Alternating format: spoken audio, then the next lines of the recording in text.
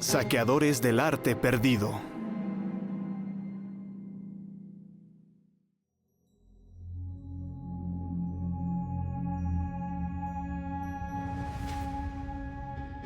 Cerca de la ciudad de Xi'an, en el noreste de China, se encuentra un enorme y antiguo mausoleo, el cementerio de la poderosa dinastía Tang.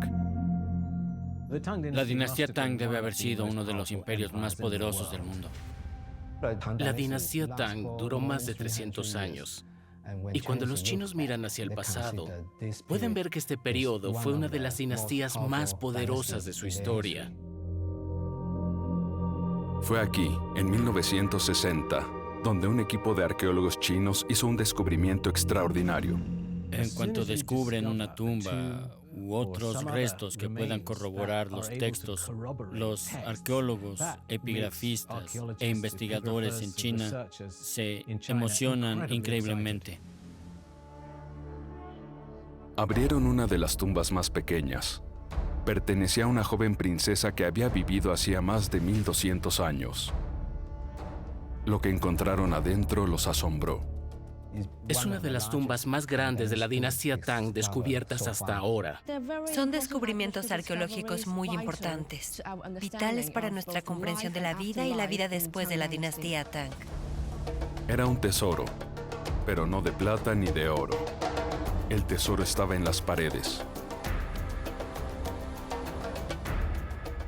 La primera sección de las pinturas murales representa al guardián oficial que resguarda la tumba.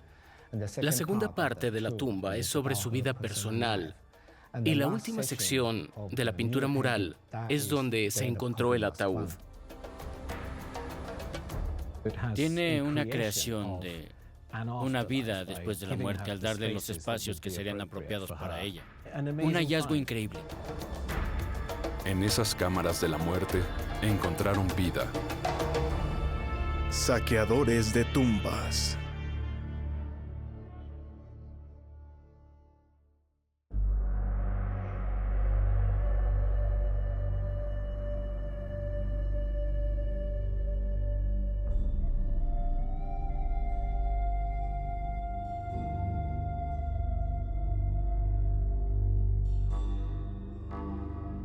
El ejército de terracota, una de las maravillas de la antigua China. Miles de guerreros, fuerzas, acróbatas y músicos, todos enterrados en la tumba para acompañar al primer emperador de China a la otra vida. Fue descubierto por accidente en 1974. Desde entonces, el ejército de terracota se ha convertido en patrimonio de la humanidad de la UNESCO y uno de los destinos turísticos más populares de la China moderna.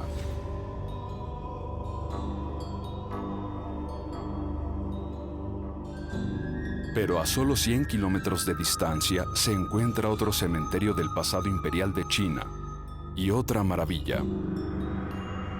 Los murales descubiertos en las tumbas del mausoleo de Qianling ofrecen una visión sin precedentes de la vida durante la dinastía Tang.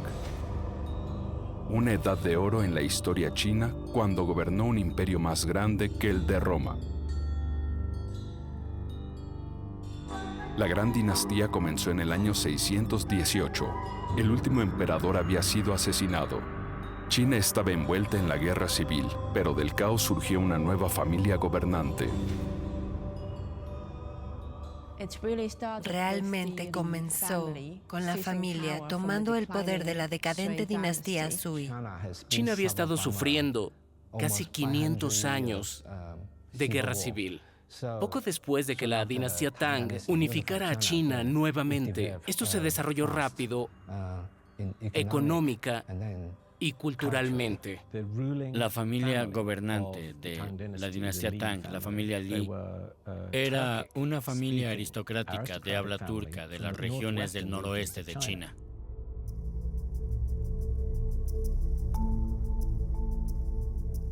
La nueva dinastía gobernaría China durante casi 3 siglos.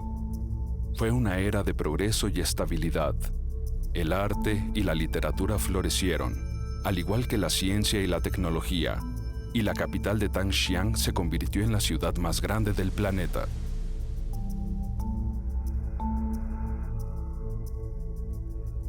Hoy en día, la metrópolis moderna de Xi'an está construida en este sitio. Quedan pocos restos de la capital Tang. Pero la gran pagoda del ganso salvaje en el sur de la ciudad es una que data de mediados del siglo VII y ofrece un indicio de la grandeza perdida de Xi'an. La capital Tang original habría sido completamente arrasada al final de la dinastía. Usted pasea por las murallas de la ciudad hoy en día y todavía puede darse cuenta de una idea de esta increíble ciudad. La capital Tang tenía docenas de templos enormes y bien patrocinados. Algunas de las torres y pagodas que se estaban construyendo habrían sido de hasta 60 o 70 metros de altura. Un lugar increíble en el horizonte. Siendo Xi'an la capital de todo el planeta, recibió muchos comerciantes y personas religiosas, e incluso visitantes de todo el mundo.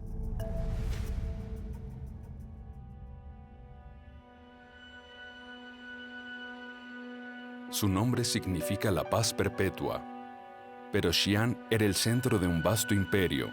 La influencia de los Tang se extendió hasta el moderno Vietnam y Corea en el este, y hasta Afganistán en el oeste. En el cenit del imperio, más de 50 millones de personas vivían bajo el gobierno Tang. Los emperadores comandaban ejércitos de 500.000 soldados profesionales, pero el dominio Tang en Asia Central no estuvo libre de desafíos. Las rebeliones e incursiones eran una amenaza constante. Y al oeste se encontraba un enemigo aún mayor, el poderoso imperio tibetano. Durante siglos, las dos potencias se disputaron el dominio. A veces resolvían sus diferencias a través de la diplomacia y los matrimonios mixtos, pero en otras ocasiones solo servía una solución militar. Habría ciclos de invasión y ocupación, contraataque y rebelión.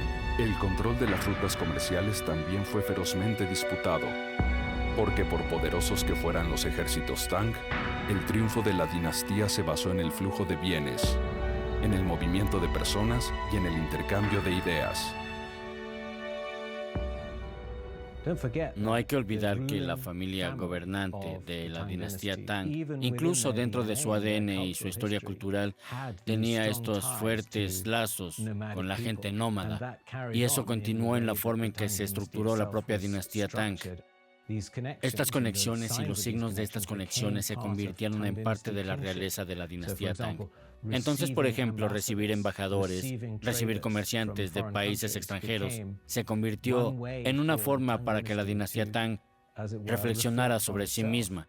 La cultura, el comercio, las ideas, la tecnología, casi todos los aspectos de la vida en la China de la dinastía Tang estaban conectados con una economía cultural regional más amplia. La dinastía Tang adquirió todos sus nuevos materiales y artesanías. Por ejemplo, vidrio, oro y plata. Y también nuevas religiones, como el budismo, el surrealismo y el maniqueísmo. Gente, lujos, mercancías, todo tipo de cosas entraban y salían constantemente. Los Tang establecieron rutas marítimas a Persia, Egipto, Mesopotamia y más allá. Pero fue por tierra donde fluyeron los mayores tesoros a lo largo de una legendaria ruta comercial hacia el oeste, la Ruta de la Seda.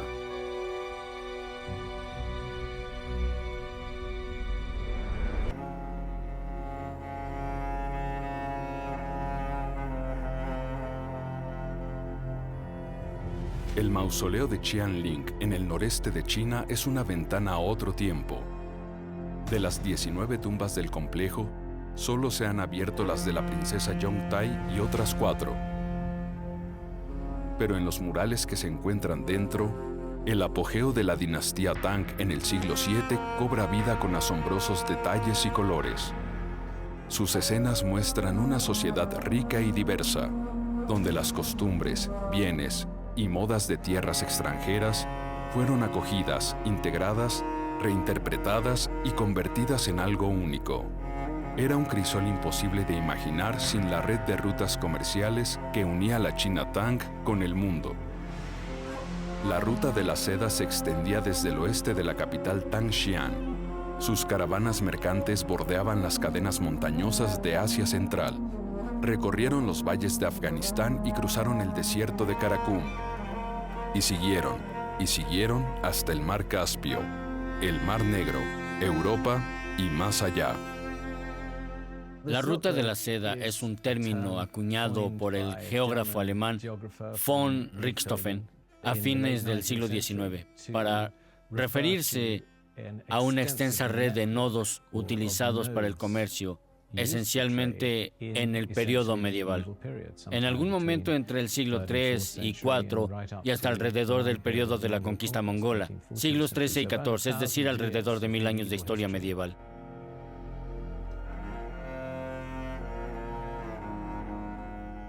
La ruta de la seda fue la corriente principal para hacer prosperar financiera y culturalmente a la dinastía Tang. La ruta de la seda fue un camino para la comunicación, migración y comercio que se llevó a cabo en la historia. En una red compleja de ciudades oasis que esencialmente unió a China con las partes centrales y occidentales de Asia. Las personas que dominaron la ruta de la seda fueron los sogdianos. La China Tang, el estado Tang, invirtió enormemente en la infraestructura de la ruta de la seda, porque valoraban las importaciones y valoraban la importación, el negocio de exportación, pero el comercio real estaba dominado por los asiáticos centrales, en lugar de por los chinos Tang a lo largo de la ruta en sí.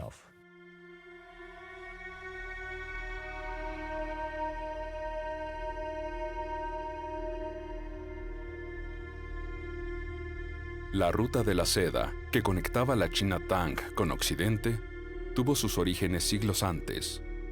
Los griegos, bajo Alejandro Magno, habían empujado al este hasta la India. 2 siglos después, sus descendientes en Asia Central fueron recibidos por las embajadas chinas de la gran dinastía Han. La presencia militar china en la región siguió asegurando la primera ruta comercial abierta a través del continente.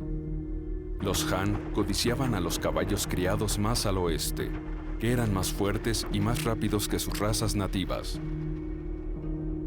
Los lujos chinos como la seda fueron en sentido contrario, pasando de comerciante en comerciante a lo largo de miles de kilómetros, enriqueciendo a muchos en el camino. Pero una ruta comercial tan lucrativa fue disputada celosamente. Cada potencia en la región quería su parte, y los bandidos oportunistas siempre estaban listos para lanzarse sobre los indefensos y desprevenidos. La dinastía Han cayó en el siglo III. El Imperio Romano también se fracturaría pronto. La ruta de la seda se cerró. No fue hasta que la Tang unificó China y se expandió de nuevo a Asia Central en el siglo VII que se reabrió el vínculo directo con Europa y transportaría mucho más que solo seda.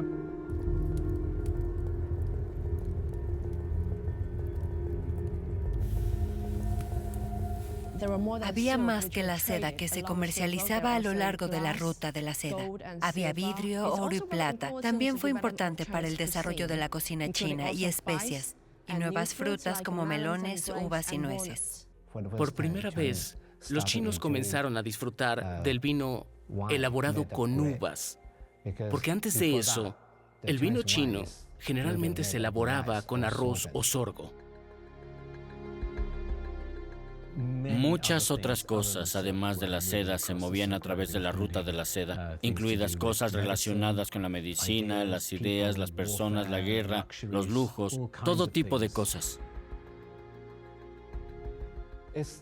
Es muy interesante cómo a partir de las pinturas murales descubrimos mucha evidencia de la época y de cómo China adoptó una gran cantidad de actividad cultural de Asia Central.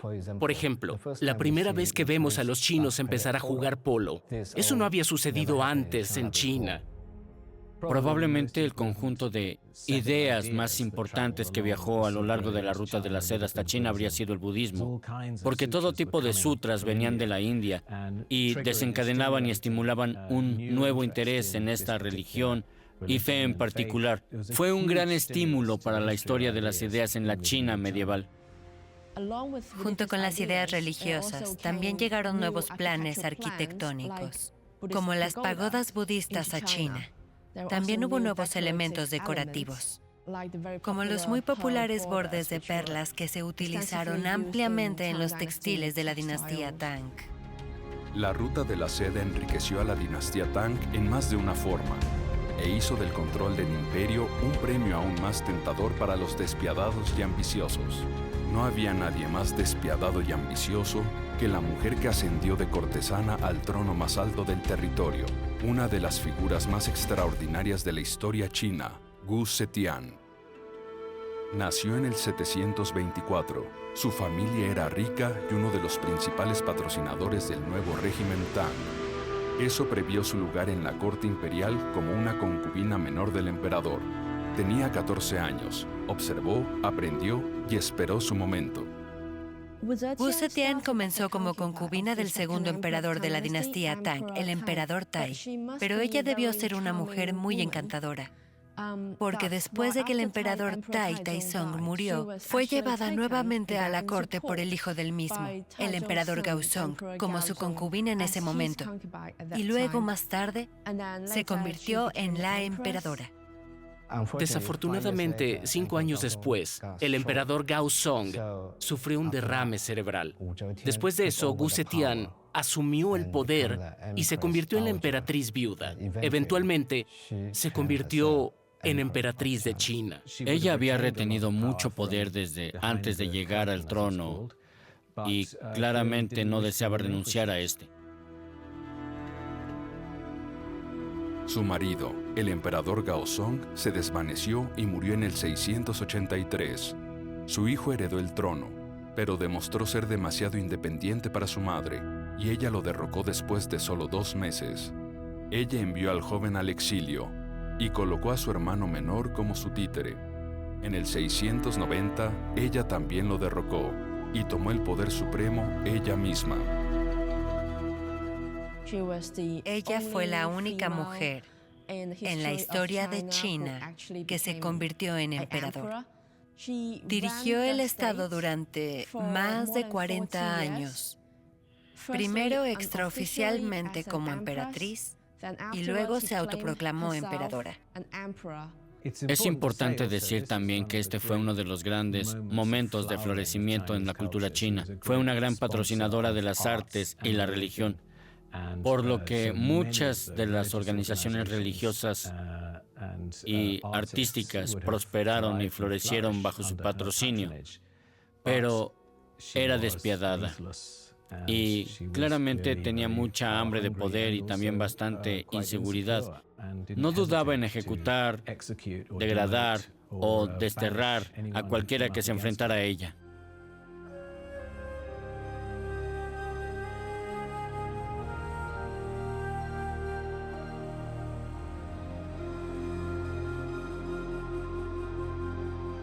La policía secreta de Wu Zetian eliminó cualquier disidencia. Las familias antiguas y poderosas que podrían amenazarla fueron reprimidas. En su lugar, promovió a aquellos cuya lealtad era solo para ella, pero la corte imperial pronto se convirtió en un nido de facciones compitiendo por el favor. La palabra equivocada en el oído equivocado podría significar la muerte, e incluso su familia cercana no estaba a salvo.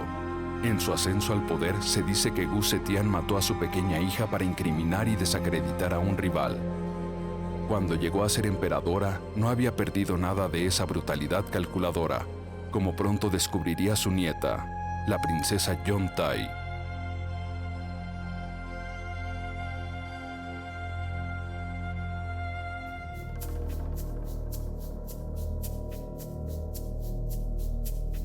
A principios del siglo VIII, China estaba gobernada por una déspota envejecida. Wu Zetian había comenzado su vida en la corte como una humilde concubina, pero a través de su astucia y su brutalidad tomó el poder, derrocó a sus propios hijos y declaró su nueva dinastía. Sin embargo, la emperatriz estaba envejeciendo. Ella confiaba cada vez más en sus 2 amantes, los hermanos Shang, Yishi y Chansong. Los Shang se hicieron poderosos y se hicieron enemigos. Entre los que susurraban contra los hermanos estaban dos de los nietos de Gu Zetian, los adolescentes, el príncipe Yide y la princesa Yong-Tai.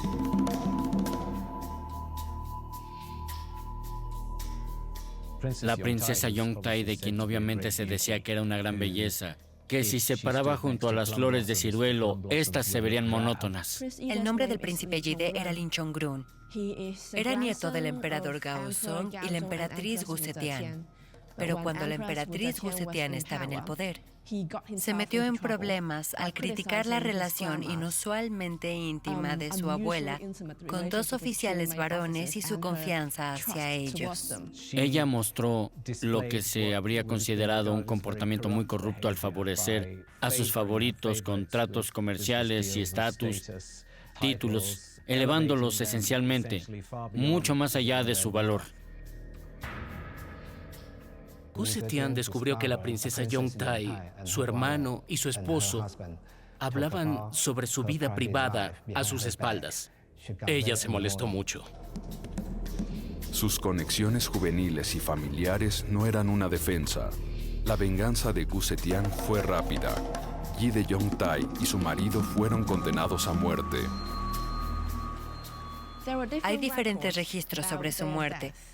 Entonces, el príncipe Yide supuestamente fue asesinado. Pero hay diferentes historias sobre la muerte de la princesa Yong-Tai. No está del todo claro. Su epitafio dice que murió al dar a luz, pero lo más probable es que fuera envenenada y por la emperatriz Wu. Arqueólogos y estudiosos han descubierto a su hermano y también a su marido, que había muerto un día antes que ella. Entonces, con esta coincidencia, parece poco probable que muriera en el parto. Así que ahora, la mayoría de los eruditos están de acuerdo en que fue asesinada por su propia abuela, Gu Zetian. Pero el control del poder de Gu Zetian se estaba desvaneciendo. A pesar de los riesgos, se tramó un complot para eliminar a sus favoritos, los odiados hermanos Shang. Cuando enfermó a principios del 705, los conspiradores hicieron su movimiento. Los hermanos fueron asesinados y la emperatriz enferma fue obligada a abdicar. Los hijos que habían derrocado 20 años antes recuperaron el trono. La dinastía de Gu Zetian había terminado. Viejos crímenes fueron borrados con ella. La princesa Yong-Tai y su hermano fueron enterrados de nuevo. Construyeron nuevas y magníficas tumbas como símbolo de erradicación de la dinastía Gu Zetian.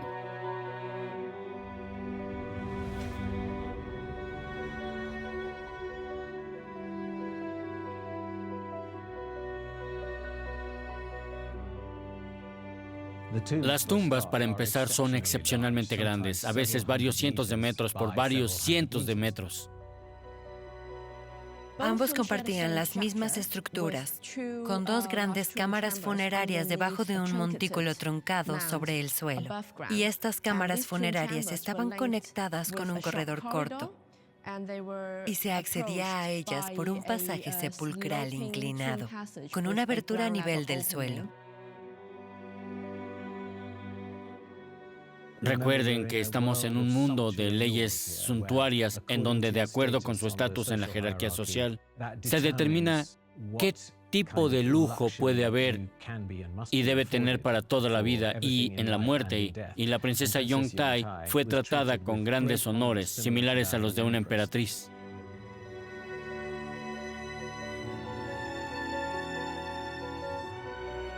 Las grandes tumbas de la princesa Yong-Tai y su hermano fueron selladas en el año 705, pero con el paso de las décadas y los siglos, las vías de acceso fueron olvidadas. Básicamente, todas estas tumbas están marcadas por un gran camino espiritual, flanqueado por grandes estatuas de piedra que conducen a un enorme montículo de tumbas o una montaña real. Originalmente habría guardias, guardianes y cuidadores viviendo en el lugar. Pero una vez que una dinastía ha caído, no hay razón para eso, y gradualmente se habrían fusionado con el paisaje. Puede ser muy difícil ubicar dónde están exactamente las cámaras de la tumba, ya sea bajo tierra o debajo de un gran montículo dentro de una gran montaña. Entonces, si ves el gran montículo ahí, pero aún no sabes dónde excavar y ubicar las tumbas, es porque todo está enterrado. La mayoría de las tumbas Tang fueron descubiertas poco después de la Revolución Cultural. China comenzó a abrirse al mundo exterior. Entonces necesitaban más alojamiento, hoteles, para acomodar a los visitantes. Por lo tanto, tenían un gran trabajo de construcción por todo China. Y este es el periodo principal en el que se han descubierto muchas tumbas Tang. Los arqueólogos comenzaron las primeras excavaciones científicas del mausoleo de Qianling en la década de 1960. El príncipe y la princesa adolescentes habían sido enterrados con un tesoro de oro, plata y jade. Pero eso no se encontraba en ninguna parte de sus tumbas. Han sido saqueadas y han perdido mucho desde entonces. Las tumbas de la zona Shanling probablemente fueron saqueadas a finales de la dinastía Tang, o si no, poco después, pero creo que la mayoría de las historias son que probablemente fueron soldados o bandidos quienes habrían hecho el saqueo. Los saqueadores solo podrían tomar lo que sea portátil. Probablemente no podrían haber tomado objetos muy pesados como sarcófagos pesados o campanas muy pesadas, por lo que habrían ido por objetos de valor, cosas hechas, por ejemplo, de plata. Se llevaron todos los objetos hechos de materiales preciosos como el oro y la plata o el jade. Por ejemplo, en la tumba del príncipe Shan Huai había un libro de jade con inscripciones doradas que indicaban su identidad. Pues ese libro de jade se rompió en pedazos y se lo llevaron, y solo quedaron fragmentos en la tumba.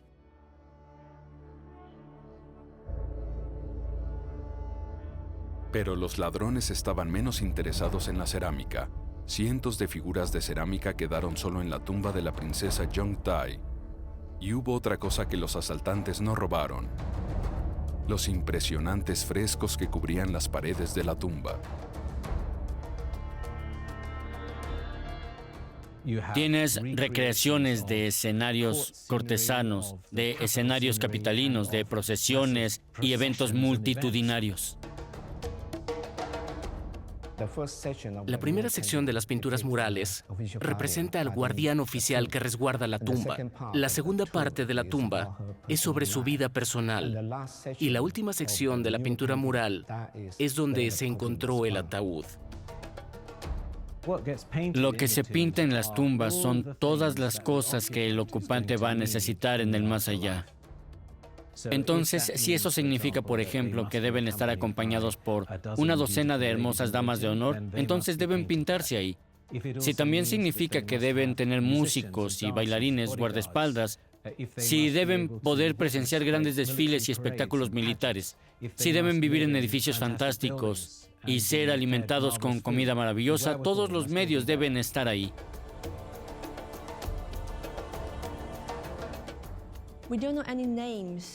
No conocemos los nombres de los artesanos que crearon las pinturas murales dentro de las tumbas y también las figuras de cerámica, a pesar de que sus trabajos son muy finos y de alta calidad. Como dicen, una imagen vale más que 1000 palabras. El contenido de las imágenes nos da una manera de imaginar todo tipo de escenas cotidianas que de otro modo nunca hubiéramos podido concebir. Solo algunas de las pinturas de la dinastía Tang han sobrevivido. Originalmente estaban pintados en seda, por lo que este descubrimiento de las pinturas murales nos ayudó a comprender su vida cotidiana. Lo interesante del periodo Tang y estos murales es que no solo estamos viendo una China introspectiva, estamos mirando a China que está completamente integrada en una economía regional masiva en toda Eurasia. Lo que significa que habría embajadores y comerciantes y mercantes y emisarios y todo tipo de personas en la capital en ese momento. Y por supuesto, encuentran su camino en estos murales también. En las paredes de las tumbas de Qianling vemos copas de vino persas y dignatarios extranjeros, músicos de arena de tierras lejanas. Vemos guepardos, camellos y otras bestias exóticas. Vemos que todo el mundo viene a la China Tang para comerciar, rendir tributo, servir y hacer una nueva vida. Y también vemos el cambio en la condición de la mujer. La sociedad definitivamente se volvió más tolerante y vibrante con la llegada de todas las modas nómadas.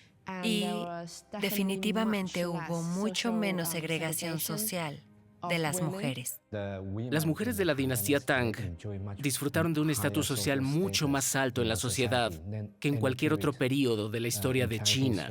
Comenzaron a vestirse e imitar el estilo europeo, o incluso la moda de Asia Central de muchas maneras, en su maquillaje, en su vestimenta e incluso en su vida social. Esas fueron las costumbres adoptadas. Aún estamos en el periodo medieval. Sigue siendo un sistema patriarcal. El lugar de la mujer es corresponder al de los hombres, ser rescatada y no salir de detrás de la cortina. Pero dicho esto, las mujeres podían montar a caballo, las mujeres incluso podían jugar polo. Ciertamente podrían salir y moverse. Mujeres aristócratas. Eso es, imagine que en un esquema histórico más amplio, su estatus era considerablemente más alto y tenían más libertad a comparación de la segunda mitad del periodo dinástico. Pero esta sociedad que mira hacia el exterior no duraría para siempre. Incluso cuando la China Tang alcanzó su cenit, había fuerzas en el imperio que destruirían la dinastía.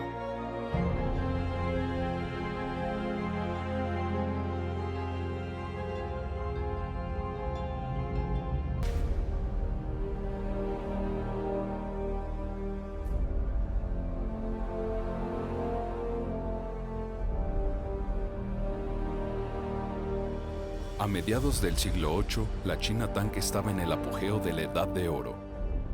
El reinado divisivo de Gu Zetian había terminado. Bajo el gobierno de su nieto, el emperador Xuanzong, China disfrutó de décadas de estabilidad política, paz y prosperidad. La dinastía Tang debe haber sido uno de los imperios más poderosos del mundo, si no el más poderoso del periodo medieval.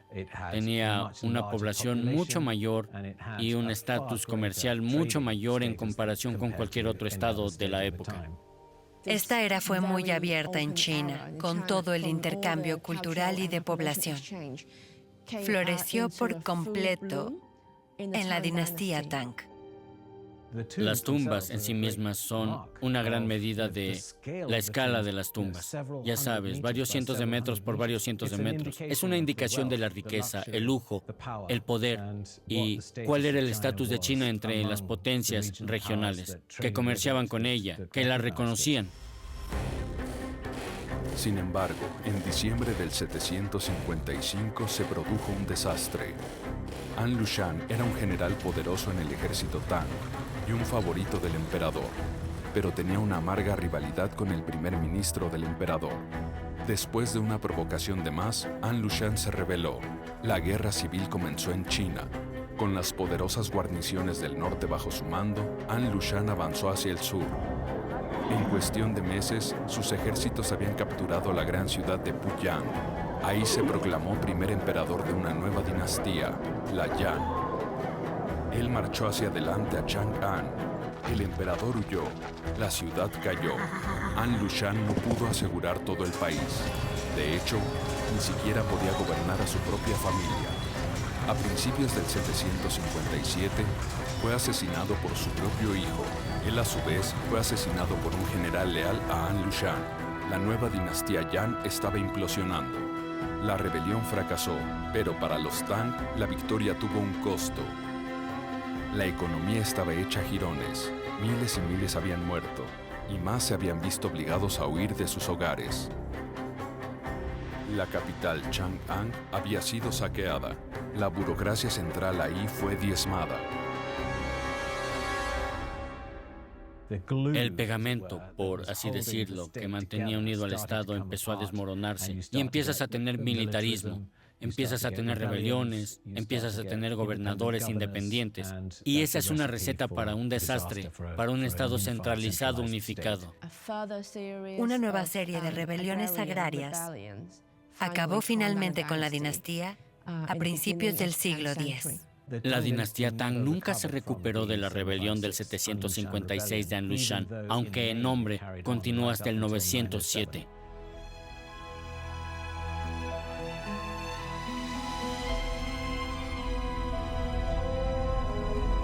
A medida que el poder y la autoridad de los Tang se debilitaron, también lo hizo su control sobre las regiones occidentales. Sus antiguos rivales, el Imperio tibetano, se abalanzaron. La ruta de la seda que había traído a los Tang tanta prosperidad fue cerrada. El siglo IX vio una serie de desastres naturales y otro levantamiento devastador contra la autoridad imperial. Esta vez no habría recuperación. En el 907, el último emperador Tang fue expulsado del trono. Después de gobernar China durante casi 300 años, la gran dinastía había terminado. China entró en una nueva era de trastornos políticos. El Estado, una vez unificado, se derrumbó en reinos rivales. Pero los triunfos de la dinastía Tang no se olvidaron. Y aunque su reinado terminó hace más de 1100 años, el legado de la China Tang todavía se puede sentir hoy.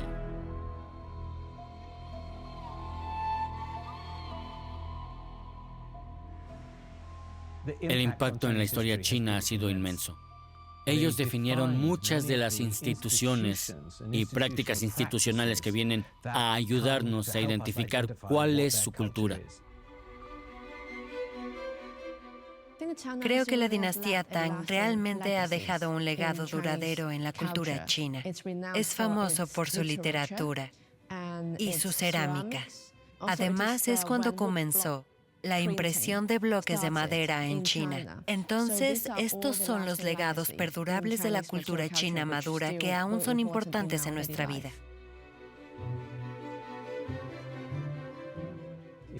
Si tomamos, por ejemplo, algo como el sistema de examen de servicio civil para el reclutamiento de funcionarios para el gobierno que fue fundado por la dinastía Han, pero en realidad solo se convirtió en una meritocracia en la dinastía Tang, y hacia la mitad, hacia el final de la dinastía Tang, comienza a haber hombres que llegan al gobierno, que a menudo provienen de familias oscuras porque son brillantes, y se encontró un mecanismo dentro del sistema para permitirles llegar a la cima y convertirse en asesores del gobierno. Entonces, este tipo de marcos institucionales son muy importantes, sin mencionar cosas como la caligrafía. En la historia de la caligrafía, esencialmente a principios de la dinastía Tang, se formó la escritura moderna que todos usan hoy. Todavía hablan de la ruta de la seda. Todavía quieren revisar la ruta de la seda. Así se puede ver al nuevo presidente Xi Jinping enfatizar a el llamado cinturón un camino. Este es un eco del periodo dorado de la ruta de la seda. Y cuando los chinos miran hacia el pasado, pueden ver que este periodo fue una de las dinastías más poderosas de su historia.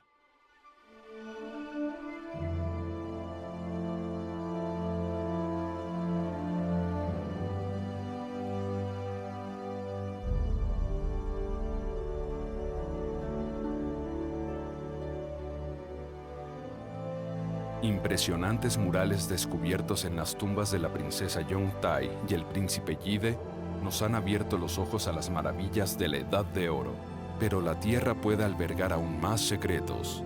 Muchas de las tumbas del mausoleo de Qianling no han sido excavadas. Aún pueden salir a la luz tesoros aún mayores. Es un gran complejo de tumbas, con las tumbas más grandes para emperadores y emperatrices, y las más pequeñas, lo que se llaman tumbas satélite para sus hermanos, descendientes o para funcionarios meritorios o generales, o personas de este tipo. Conocemos la línea imperial, conocemos los nombres de muchos miembros de la realeza. Seguramente habrá tumbas que no hayan sido descubiertas. La tumba principal en el mausoleo de Qianling, la tumba de la emperatriz Wu Zetian y el emperador Gaozong aún no han sido excavadas. Esta es también probablemente la única tumba real intacta que queda en el mausoleo. Estoy seguro de que todavía hay mucho arte Tang por descubrir, porque durante este tiempo, aparte de las tumbas reales que se han encontrado en la capital Xi'an, todavía hay algunas personas de alto rango que han sido enterradas en diferentes partes de China, y estas tumbas aún esperan ser descubiertas.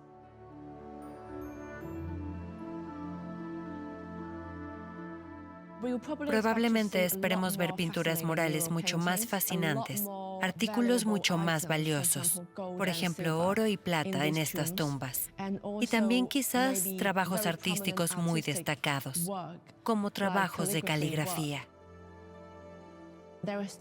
Todavía existe la leyenda de que una divina obra de caligrafía de un rey calígrafo oriental, Wang Shiji, estaba en una de estas tumbas imperiales de las dinastías Tang. Creo que el gobierno chino con sensatez tiene una política de no morder más de lo que puede masticar y de ocuparse una por una de las tumbas principales que requieren una gran cantidad de recursos y esfuerzos arqueológicos para excavar y luego informar. Entonces, creo que deberían tomarse su tiempo y hacerlo de manera metódica y sensata.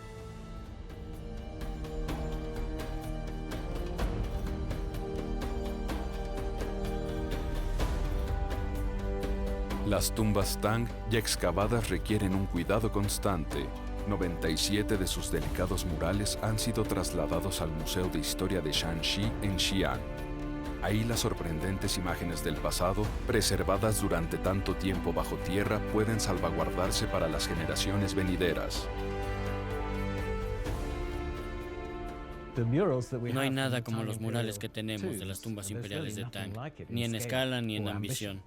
Pero una de las razones por las que la gente se maravilla con esos murales imperiales de Tang es que obviamente pueden usarlos como una forma de imaginar cómo era la vida en una corte. Hay tantos aspectos en juego, hasta la moda, el internacionalismo, el cosmopolitismo, la riqueza y el lujo, los indicadores de la arquitectura. Hay tantos aspectos de la vida que cobran vida en estos murales. ¿Cómo era ser una mosca en la pared de la corte de la princesa? Realmente no tendríamos mucha idea sin estos increíbles murales imperiales de la dinastía Tang.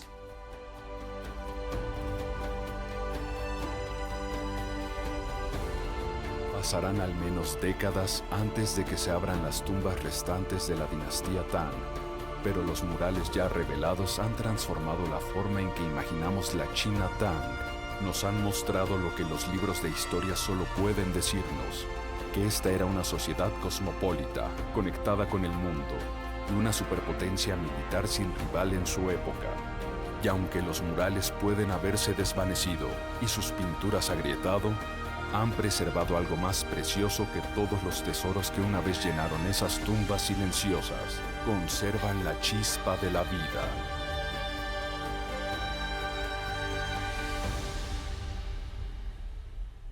Doblado en Olympusat, México.